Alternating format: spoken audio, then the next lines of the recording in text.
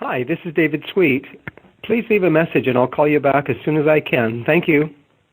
After the tone, please record your message. When you finish recording, hang up or press the pound key for more options.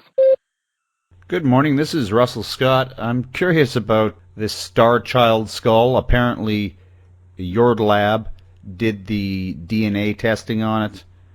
Love to talk about it.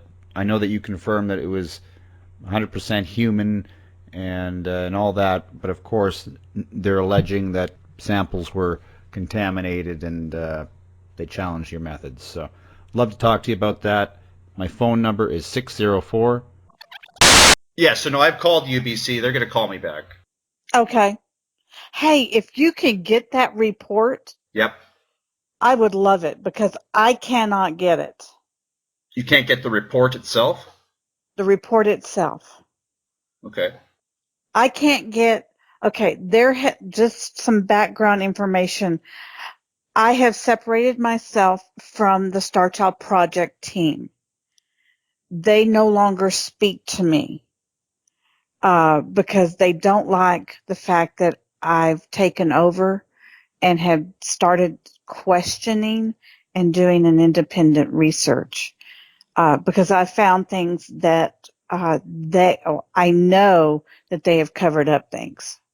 And so some of the testing that we've done is totally different and has come out with different results than what they have done.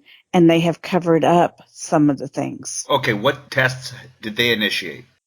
Okay, the bold and trace and all of that. So that's why I've taken it to the Paleo DNA lab it's in Canada also. Let's see if I can find the name of it.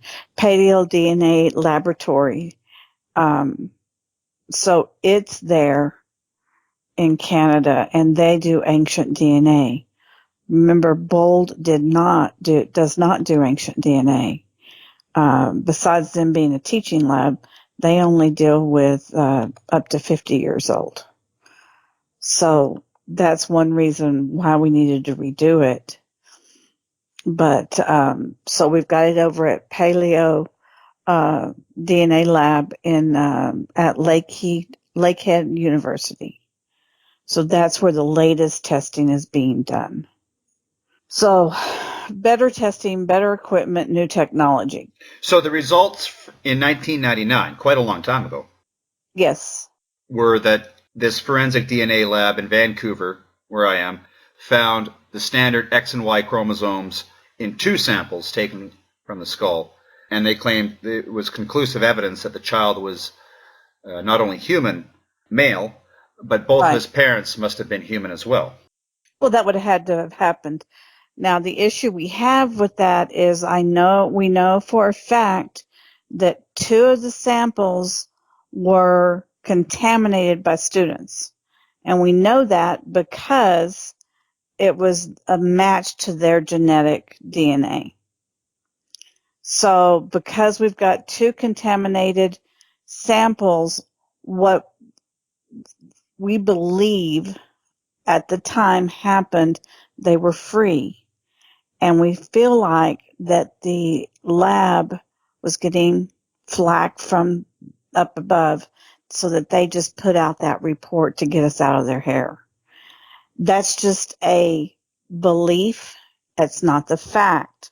I don't know what the fact is. I don't have that report. So you don't know if the samples were contaminated? Right. And back in 98, they were only using 6 to 8 primers. That's what Dr. Sweet told us. And I remember speaking with him. They were only going to use 6 to 8 primers. Yeah, and I've left a message on Sweet's answering machine this morning. Yeah. And that is at the time, and even at the time, I knew that it was going to become inconclusive because that wasn't near enough primers to get us close to human DNA, close to what his people would anticipate and would expect. That wasn't even going to be admissible in the court of law at the time as conclusive evidence. It didn't meet his own standards at the time. So, what is the Starchild Skull, and how did you obtain it? The Starchild Skull is an anomalous skull, and that's all I'm willing to say at this point. That's all I've ever said, is it's an anomalous skull that was given to me by a friend who got it from his friend when she passed away. And the story goes is that she went down to Delicious, Mexico, which is south of Chihuahua City, which is where her family was from, and she went exploring and found 2 skeletons in a cave. The first skeleton was just laying out flat on the ground, total normal human, no big deal. Freaky that it was there, but as forensically speaking and anatomically speaking, it was normal. Then she noticed that there was a little mound next to that, and out of that mound was a misshapen hand, and they were holding hands. And so she dug up that mound and saw a very small skeleton, but she said, and this is the story, that every bone was misshapen. She collected all the bones, took them back to the house, wasn't supposed to have them, so she hid them outside. In the desert, when we have 3 inches of rain, we have a flood. So it came and it rained, and the flood came and washed everything away. The next day, all she could find were the 2 skulls. That's the story. When I received the skulls, they had been shellacked, and they were glued to boards. So when I met Lloyd, the first thing we had to do was take them off the boards, and then we started with the testing. And the first test we did was ultrasounds and x-rays. And the first thing that came back was there were no sinuses in the Starchild. Okay. Now, my first theories were, this is a skull, a human skull that has so many deformities, I've never seen it before. I'm a neonatal nurse. I've never seen anything like this before. The second thing that I came up with is the eye sockets were weird. Maybe this was a hybrid, which was the thing that everybody talks about, human-alien hybrids. Or it could just be totally alien. I don't have a dog in this fight. I don't care what it is. I just want to know. Okay? So in my opinion, there is no debunking. There's just a matter of finding out what it is. So when you say anomalous skull, you're not representing it as alien? I am not. Did the Starchild Project people that you've separated with, were they? Who are they? Or where are they? No, were they representing it as such? They were representing it as alien. Okay? Their intent, and now that, I'm looking at it from afar, looking at the forest from the trees, they went into the research with a passion of proving alien intervention in human evolution. That was Lloyd's whole purpose in life, was to prove that there was alien intervention. I did not know that at the time, and it became more prevalent as he aged and as the project went on, that he became more hostile to the scientific community. And when he passed, and I started looking at it from afar and questioning, the team became a business. And they, of course, didn't tell anybody that we became a business for profit. They got madder than hell at me for questioning anything, for asking for reports, for asking for proof of what their claims were. And they wouldn't give it to me. So I was at the international conference, and Chase was there talking about her ethics and how research should be done and investigations should be done. Her and I started talking. She looked at the skulls. She found things that I never knew, and we started from there. And once she came into the picture, Oh my God. You would think I was Satan's spawn as far as the Starchild Project business partners. They threatened me with cease and desist orders. They threatened me with legal action. It was horrible. I've been going through hell personally this last year. And the things I've learned this last year are totally different than what has been revealed to the public. The public doesn't know what's really been going on. Public doesn't know what's been held back from them. Thousands, hundreds of thousands of dollars were given to Lloyd to do this testing. I paid for this testing.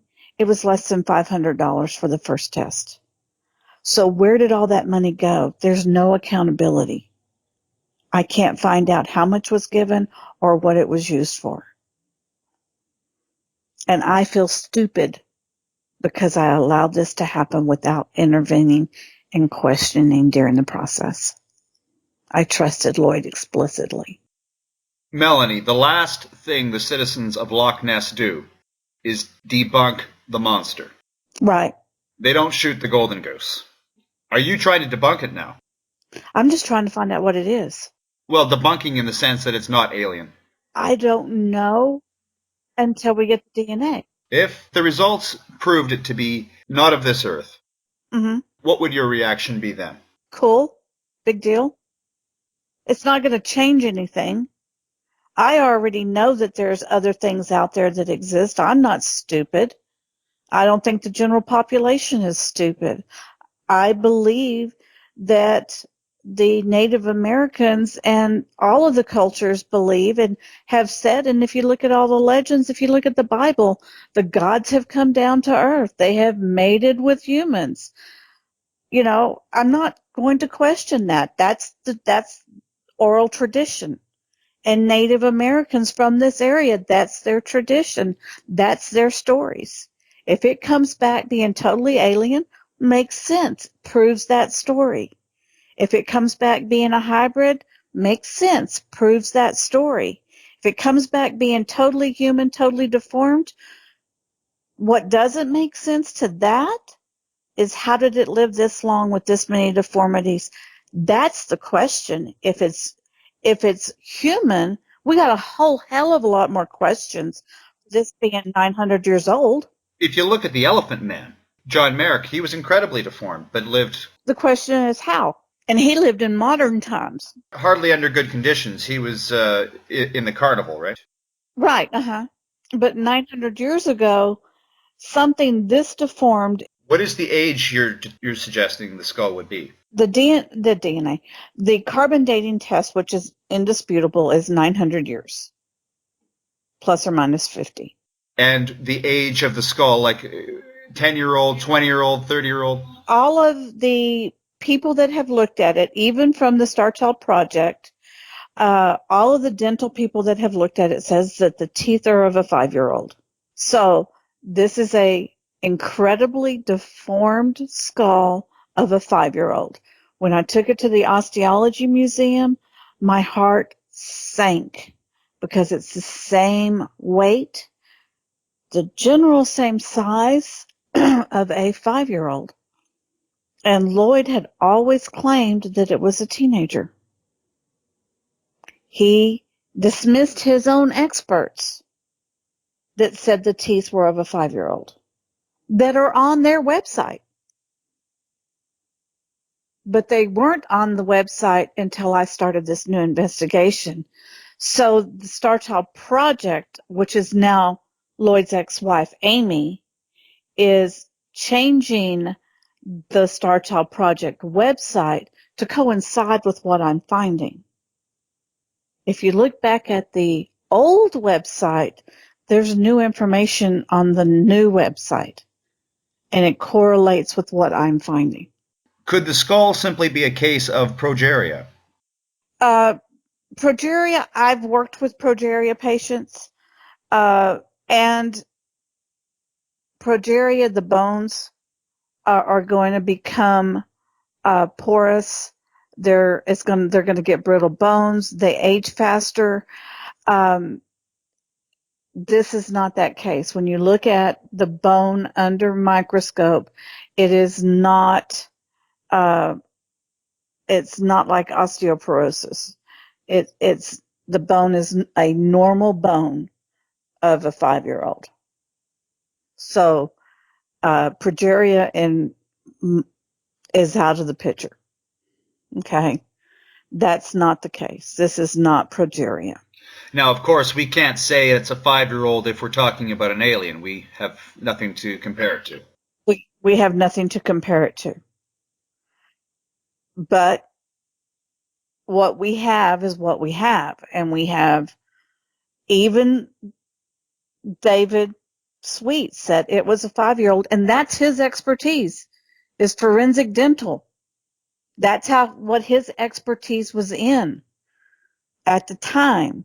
So we take it to a forensic dental person who identifies bones of dead people through dental records, and he tells us that it's a 5-year-old.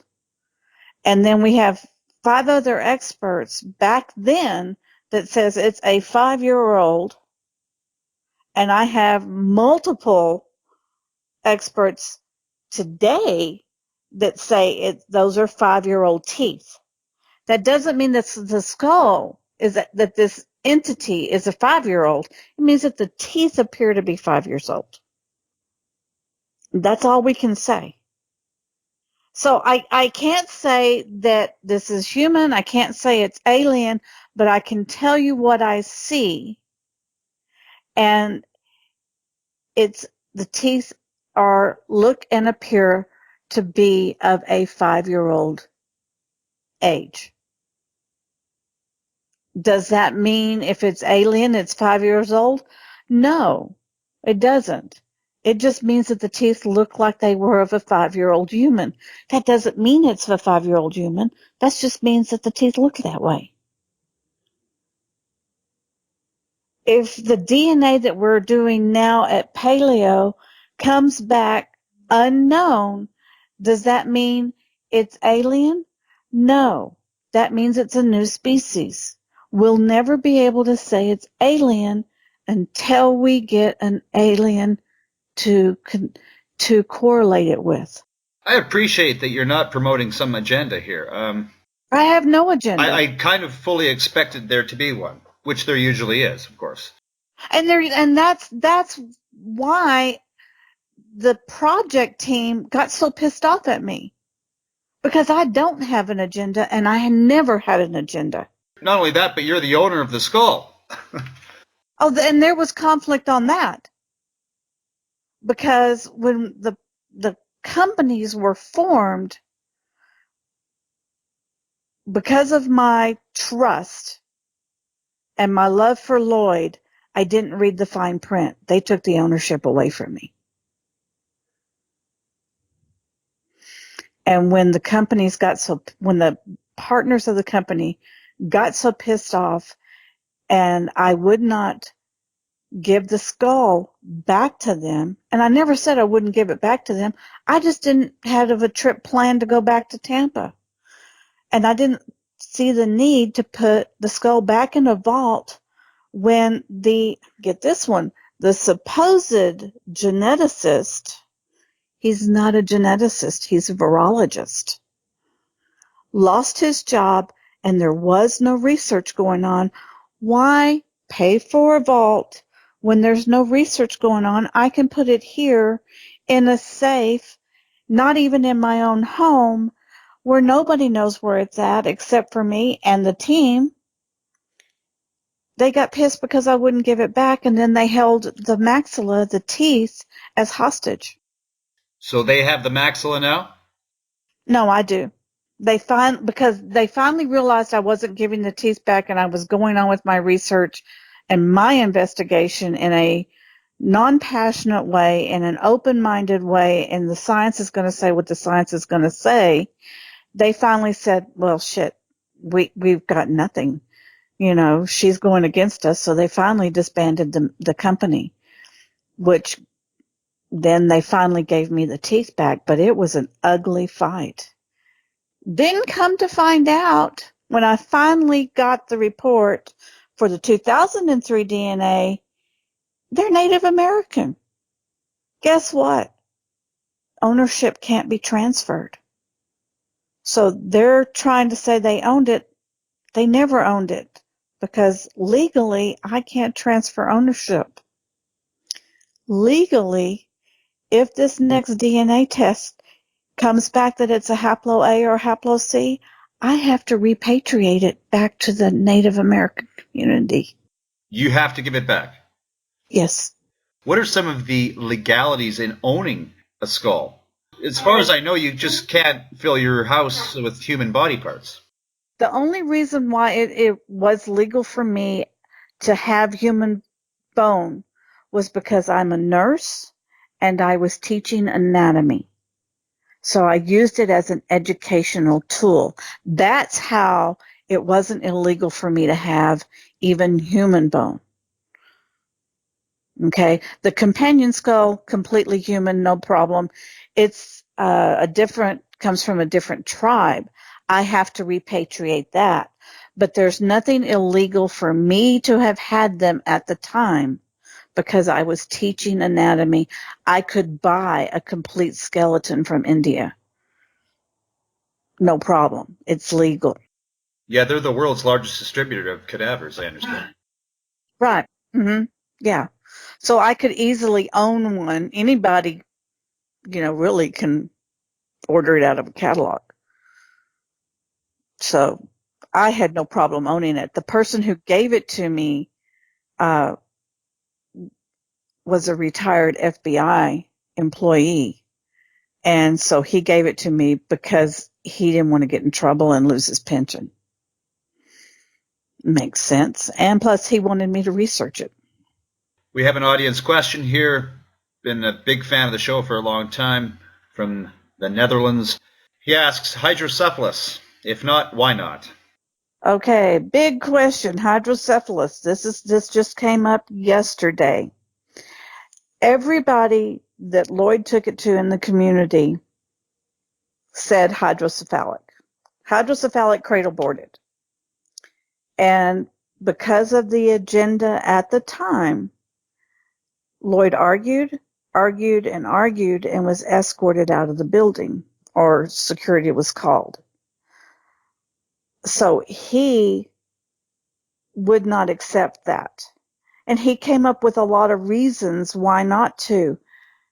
And he never asked me, well, what about this? What about this? What about this?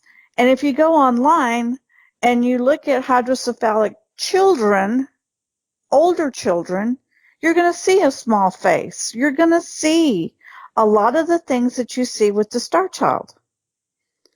I'm not going to say it's not hydrocephalic. I have questions. I need them answered. If it's hydrocephalic, why are the eyes so weird? Why are the ears so low? Why is the back of the head so low? Well, just found out. Think about it. If it's hydrocephalic and you've got all this water and pressure coming down and out, of course the face is going to be smaller. Of course the eye sockets are going to be shallower.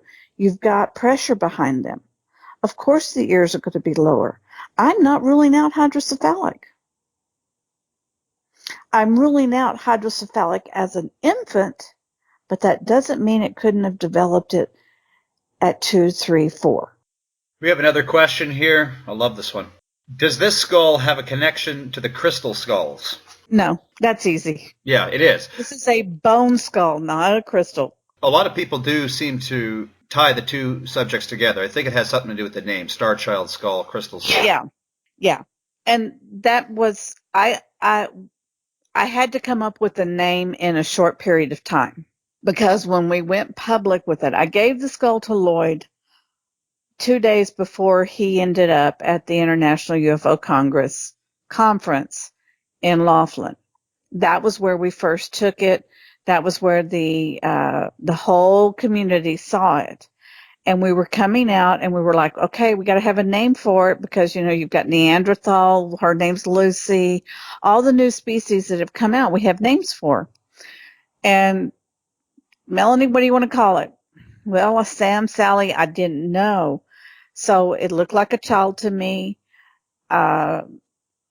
It could be a hybrid. It could be alien. So it came from the stars. You know, you've got star people. So I just named it Starchild. No other reason. I had to have a name. What would you name it now? Starchild. I mean, it's stuck with me. You know, because, you know, in my opinion, as a neonatal nurse, a mother wannabe, all the children come from God's, and they're all stars in my faith, you know, in my heart and soul. My grandson, he's a star. You know, he may not be to everybody else. He may be a little hellion, but to me, he's my star. So, you know, it doesn't matter. You know, I don't know what I would call it now. It's what it is, and it's my pride and joy. I feel honored to have it and burdened to have it, and I have a lot of protection over it. I feel that it's my job to protect it. So whatever the name is, it doesn't matter. It's just a name. A rose is a rose. Okay, here's another audience question. You may not like this. I don't care. I know, you're a good sport. How much money has she made due to the skull? Will the profits be used to make new skulls? I have not made a dime. I've gone bankrupt over this. Legally, with the Native American repatriation laws, I cannot make money off of it. So all the money that testing is now being done is out of my pocket. And I cannot accept donations. I cannot and will not, because if you get a donation, then there's an agenda behind a donation. People who donate expect something. You can't profit from this. It just can't happen. But you said earlier in the show it sounds like Lloyd Pye did. He might have. Hundreds of thousands of dollars in donations, no? Right, but I don't know who gave what, where it went to, how it got there. So it would have to come out of Lloyd's stuff, because I didn't profit from it. I never saw that.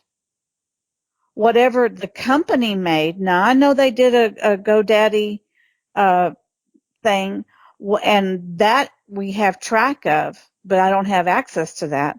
So anything the company made would come out of the company's pocket. And it, you know, the book sales from Lloyd's book, that may have to be, you know, taken away. I don't know. That's not my job. That would be from the Native Americans to deal with that. But I haven't made a dime, nor do I plan on making a dime. So the other half of that question was, will the profits be used to make new skulls? Which is really cheeky. The inference, of course, is that the original is a fake. This is a real skull. Yeah, I think it's been proven beyond a doubt that it's a real skull. I don't know where that person got that. Now, if you want a replica, you can go to Mount Blanco Fossil Museum, and Joe Taylor is the one who made the replicas for me, and you can buy a replica from him. And they're $450, but it's a museum quality replica. Worth every penny. Took us over a week to make, and he makes museum quality dinosaurs that you will see in museums throughout the country. So, go for it. If you want to buy one, that's where to get a copy. Wow. How good do they look? Would you not know it from the real thing? The only way you'll know it from the real thing is by the weight. And the serial number. Yeah. But I think if you go to my website, it's on there on how to find him. So my website is www.Starchild Skull Melanie Young. No, StarchildMelanieYoung.com. I don't remember what it is. Yeah, I know. Why would you visit your own site, right? Yeah, just to fix it, you know, update it and everything. And I've got updates to make after this, speaking with some of these doctors on hydrocephalus. So there will be updates coming. So the weight of a regular human skull is what, 8 pounds, or what is it? I don't know. I can't remember. That would be with a brain in it. So I don't know. Yeah, with a brain in it, it can be anywhere from 8 to no, it's more than 20 pounds. And I've had some pretty heavy ones in my hands. So, Yeah, but a 5-year-old, right? but this skull is the equivalent to all the other 5-year-olds, 5 to 9-year-old skulls that are at the Osteology Museum, which is a bone museum, and it's the only one in the world. So I took it to the experts. This museum existed while Lloyd was alive. He just never looked at it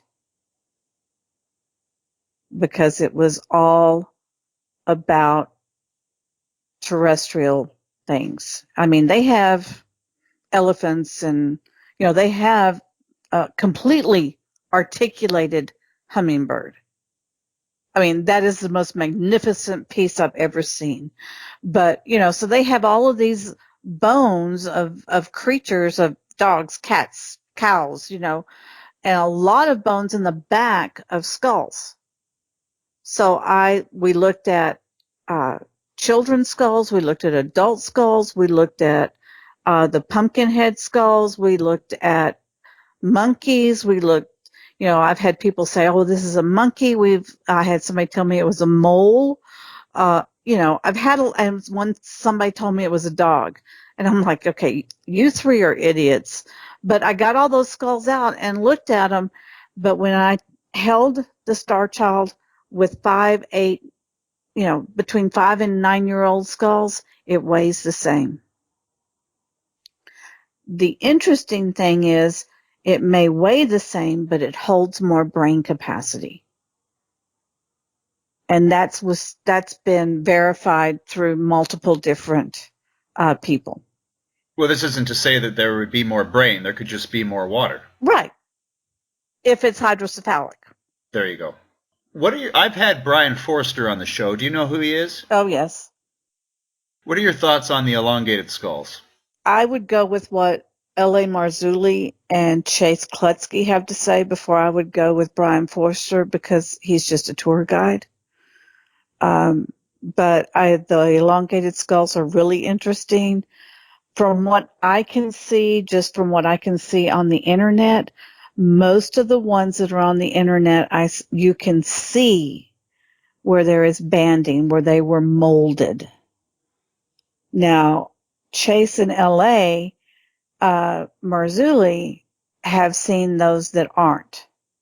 And Chase and L.A. Marzulli were asked by the Peruvian antiquities people to go down there and to take DNA samples and send them to the same lab that I'm sending mine to. So that's the first time ever that the Peruvian government has asked for outsiders to take samples out of the country. So, Brian Forster, I've heard of him. He's worked with Lloyd.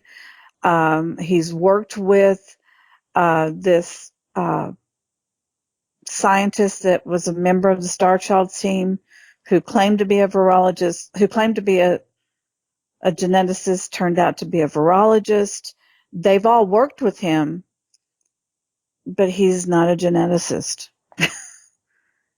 So whatever his work came out to be, you really, in my opinion, and God help me if he's listening, you can't trust it. He's not a geneticist. He doesn't work with humans. He works with viruses. Do you have proper pictures of the skull? Yes. And you can see them on both websites. Because one thing I think a lot of us don't like is when people have these things, they don't share enough pictures of them. You see one or two and they're not well lighted. Okay. Yes, actually you can. And I will make sure that they are available on my site. Okay. Can we get all the angles? I will definitely make sure that I get everything on there today. But I do have them. I do have the very first pictures we've seen. I just have to get it scanned. And if you go to images, you will see the cast of the Starchild. It's on the second row, third picture over. That's the museum quality that you can see. They say you shouldn't speak ill of the dead, but Has Lloyd Pye's passing been the best thing for this? No, For the truth? no. Please, I need everybody to understand. I am not speaking ill of the dead. I'm just telling you what my research is. I may be speaking ill of the business people. Lloyd I trusted explicitly. I loved him like a brother. I cry over him every day. I was the only one from the Starchild Project team, volunteers, any of the people that helped out that went to his funeral. I know his family. I know all of his friends. His brother is behind me on finding the truth. Lloyd would be behind me on finding the truth. I promised him 2 months before he died that I would see this through no matter what. I am not speaking ill of the dead. I am questioning the research. I am following through what I promised I would do, what I promised Lloyd, and what I promised his mama. And anybody who says I'm speaking ill of the dead, shame on you, because I'm not. It hurts me to no end to have to say that he was wrong. But I'm not sure if he was. I think some of his conclusions need answers. And that's what I'm out for. What's the next step, Melanie? Where does this go from here? The only step is now we've got to finish the DNA. That's what I'm waiting on. I'm waiting to see, and I've got to call into him and emails into him. We should know within weeks whether we have viable DNA to continue more testing. So we won't get conclusive. Not yet. Right now, we will know whether it's viable.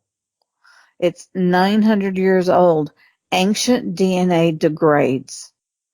So what happens is it just runs out of telemeters and then you can't see it at all? Yeah, right. It just gets contaminated or degrades. It doesn't last forever. And you look at the T-Rexes and stuff out there, you can't get DNA from them, but you can put them back together and give them a name. We can't find the rest of the Starchild, but we do have the skull. So this idea of finding the blood in the amber and recreating the dinosaur, that's not happening. The blood itself would have degraded. I don't know. If it's blood, it would still be there. Okay. We have the teeth. That's the best shot at getting DNA. The best shot is the teeth. So now when I first got it, it had 4 teeth. When I got it back, it has 1. But it has 4 teeth inside the maxilla. So that tells us if we're looking at a human, that tells us that it was a child because it's got mature teeth above it. So I've got the one down below that they're using right now. If that gives viable DNA, I still have 4 more inside the maxilla I can play with.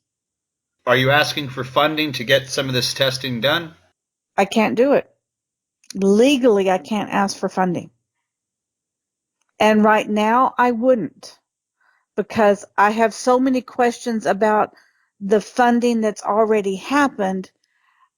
I would feel so bad asking anybody else for money when I know how many hundreds of thousands of dollars have already been given, and those people don't have answers.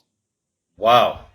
And I have people asking me, well, I gave money for testing.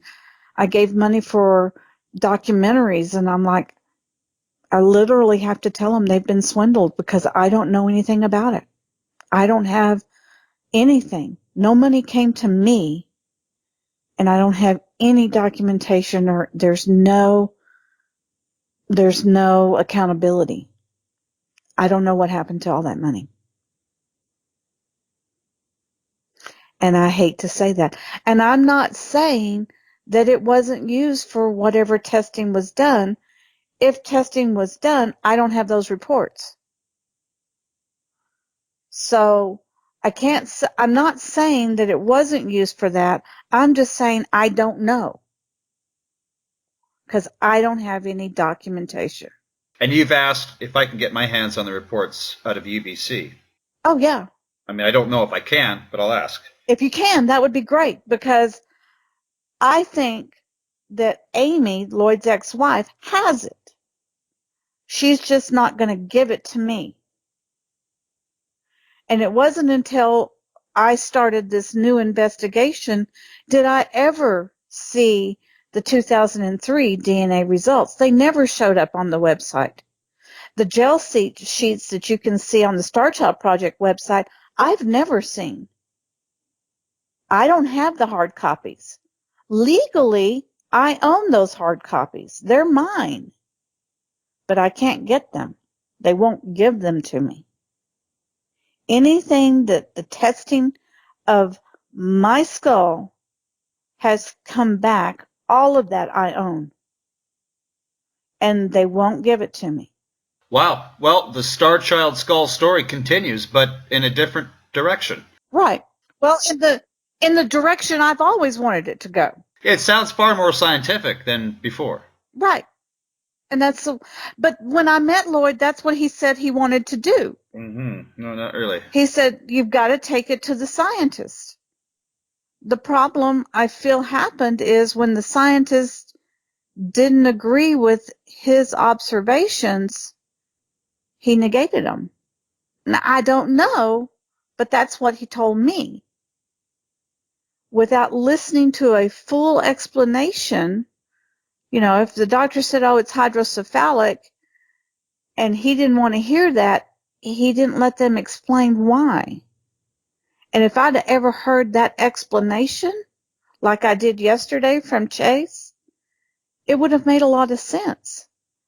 But I'm a nurse. I have knowledge on anatomy. I have knowledge on how children grow, how bone grows.